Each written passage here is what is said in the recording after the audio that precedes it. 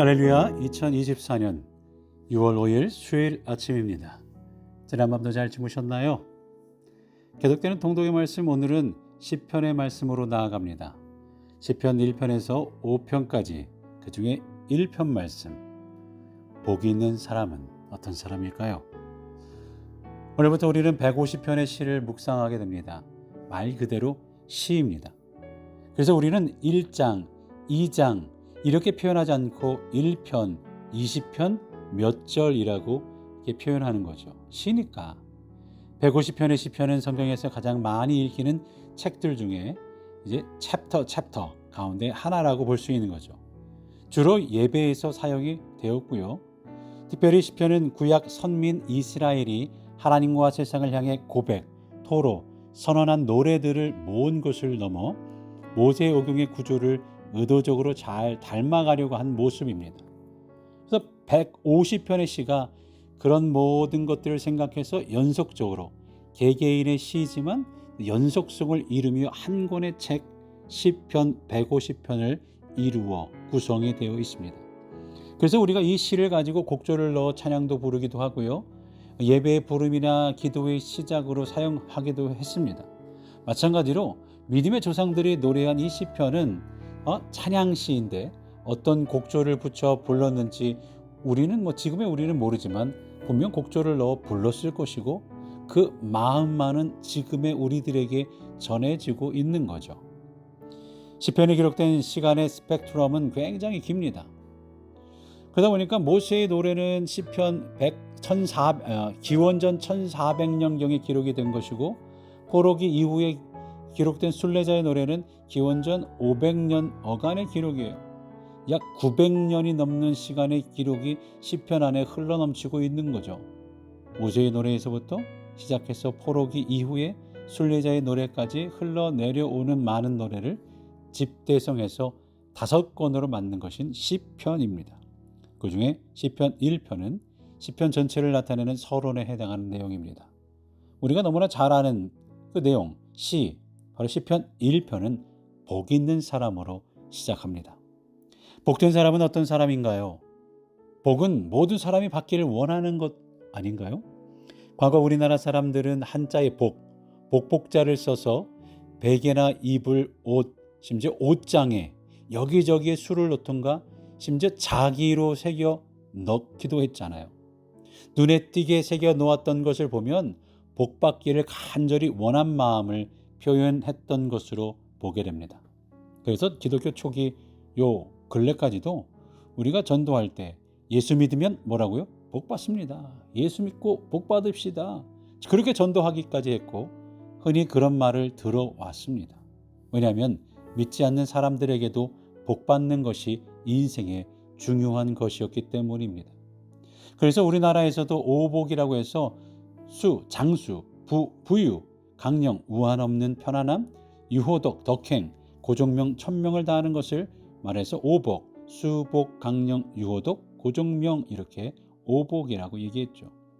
그러나 사람마다 복의 개념이 다를 수 있겠죠. 심지어 오복이 반드시 복이 되지 않을 겁니다. 예를 들어 건강하지 못하고 골골하면서 오래 사는 것을 복이라고 말하기가 오랜 수명을 가지게 되면서 그런 부분은 어려운 부분이죠. 또한 많은 부를 가지고 요 근래 보니까 SK 이혼 소송을 하는데 그리 좋아 보이지는 않더라고요. 재산은 많은데 가정이 분란을 겪으면 그 부 역시 복이라고 하기가 어렵습니다. 물론 이것을 보니까 육체와 연결되어 있는 것을 봅니다. 이것은 육체의 소멸과 함께 사라진 제한된 복에 지나지 않는 것을 보게 돼요. 그럼 진정한 복은 영원한 것이 되어야 하지 않을까요? 그러니 진정한 복은 세속적인 복의 개념을 초월해야 합니다. 물론 성경에서 말하는 복, 아슈레라는 단어는 자주 나오는데 세속적인 의미의 복을 무시하지는 않습니다. 하지만 그 세속의 의미를 넘어서는 복의 개념임이 틀림이 없습니다. 예수님은 산상수훈에서 8복을 말씀하셨잖아요. 신명이 가난한 것, 애통하는 것, 온유하는 것, 의에 줄이고 목마른 것, 긍휼히 여기는 것, 마음이 청결한 것, 화평케 하는 것, 의를 위하여 핍박받는 것 등등을 이야기했어요. 이렇게 볼 때 진정한 의미에서 성경적인 복의 개념은 세속적인 복의 개념과는 다르고 상반되기도 하고 세속적인 것을 넘어서는 복입니다. 그럼 시편에서 말하는 복은 무엇일까요? 시편 전체의 주제처럼 하나님께 찬양하는 사람이 복된 사람입니다. 우리의 입술을 벌려서 죄 짓지 않고 하나님을 찬양하는 자들이 복된 인생들이라는 의미를 담고 있어요. 시편 1편, 1편을 묵상하고 가슴에 새기면 시편 전체를 마음에 담는 거예요. 먼저 1절 볼까요? 복이 있는 사람은 악인의 꾀를 따르지 아니하며 죄인들의 길에 서지 아니하며 오만한 자들의 자리에 앉지 아니하고. 표현이 별로 재미없죠. 재미있지는 않습니다. 따르지 않고 서지 않고 앉지 아니한다. 따르거나 곁에 서거나 앉는다라는 것을 아니하며라는 부정어 표현이죠. 부정어 표현합니다. 한마디로 말해 상종하지 않는다라는 말이에요. 따라가지도 않고 곁에 서지도 않고 같은 자리에 앉지도 않는다는 표현은 이런 사람들과는 상종하지 않아야 한다. 그래야 복이 있는 사람이다라는 뜻이죠. 도대체 어떤 사람과 상종하지 말라고 하시는 거예요? 악인들, 죄인들, 오만한 자들입니다. 표현 세 가지로 바꾸어 말하지만 사실 한마디로 하면 악인들이다라고 특정할 수 있습니다. 악인을 따르고 싶은 사람은 아무도 없어요. 악인들과 같은 자리에 서고 싶지도 않고 앉고 싶지도 않습니다. 누가 흉악한 악인들과 함께하고 싶겠습니까? 살인을 저지른 사람, 폭력을 휘두른 사람, 말이 거친 악인들과 함께하고 싶은 사람은 아무도 없을 거예요. 하지만 시편에서 말하는 악인은 우리가 생각하는 범죄를 저지른 악인이 아닙니다. 4절을 볼까요? 악인들은 그렇지 아니하며 오직 바람에 나는 겨와 같도다. 악인은 이렇게 표현했어요. 바람에 나는 겨와 같다. 그와 같은 사람들이다 라고 말이죠. 우리는 악인을 얼굴이 흉측하고 몸에 문신이 있고, 요즘 많이들 문신을 하는데 또 그건 또 아니죠.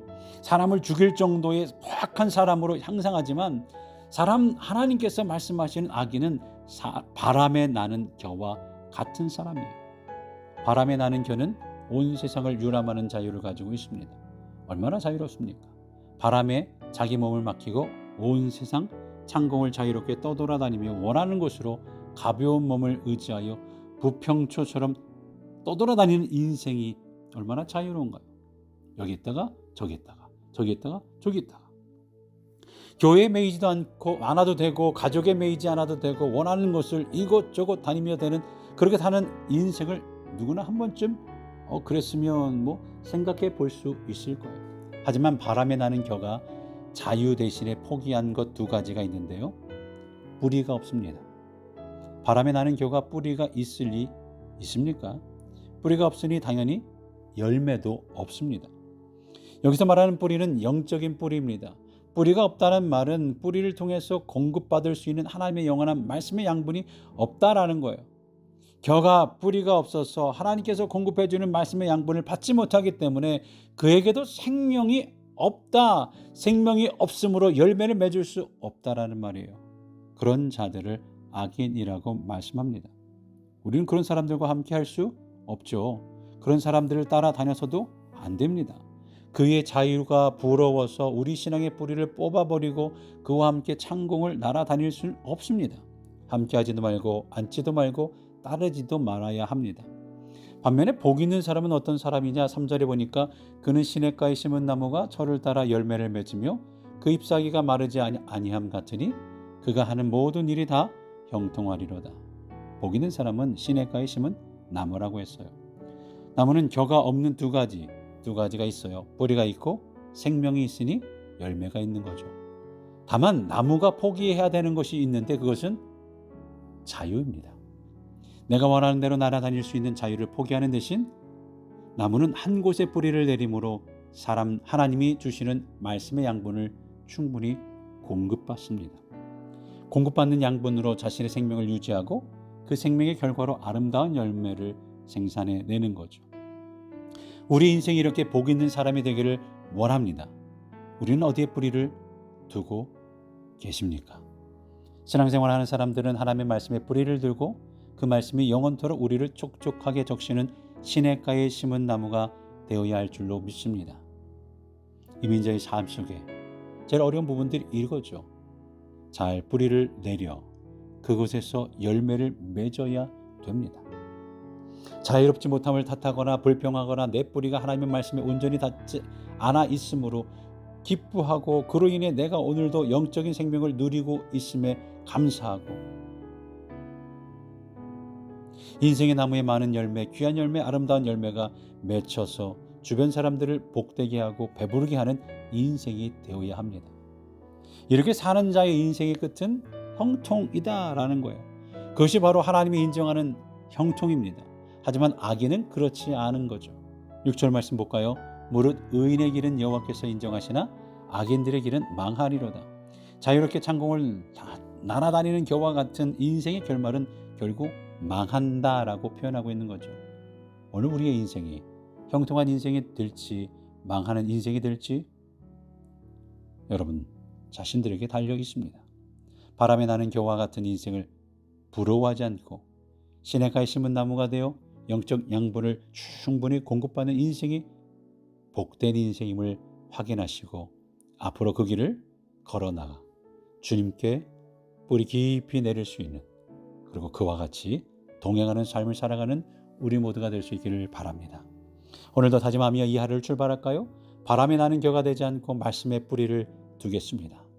말씀 안에 누리는 자유를 누리며 그 안에 누리며 살아가겠습니다.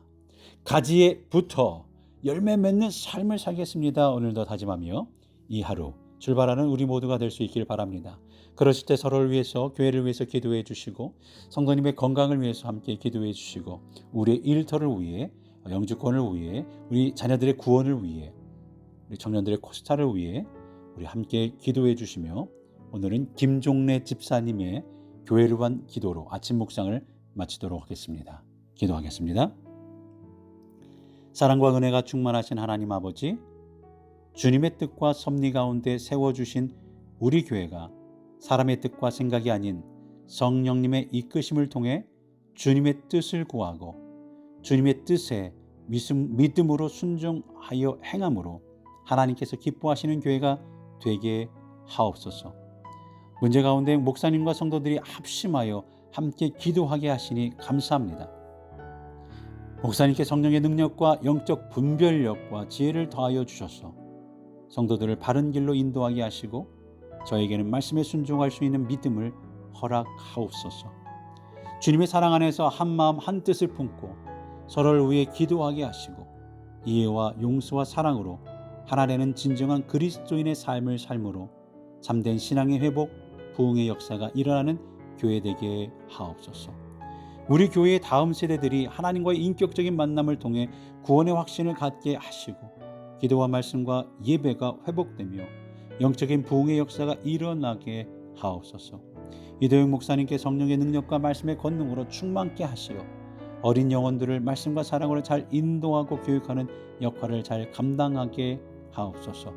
구원받는 하나님의 자녀된 우리가 주님 말씀에 순종하여 복음을 전하며 영혼을 살리고 세상을 변화시킬 수 있는 주님의 선한 도구 되기를 원합니다. 가족과 이웃과 일터와 나라와 세계를 가슴에 품고 기도하며 선교의 역할을 잘 감당하는 교회 되게 하옵소서. 이 모든 말씀 우리를 죄에서 구원하여 주신 예수 그리스도의 이름으로 기도드립니다. 아멘.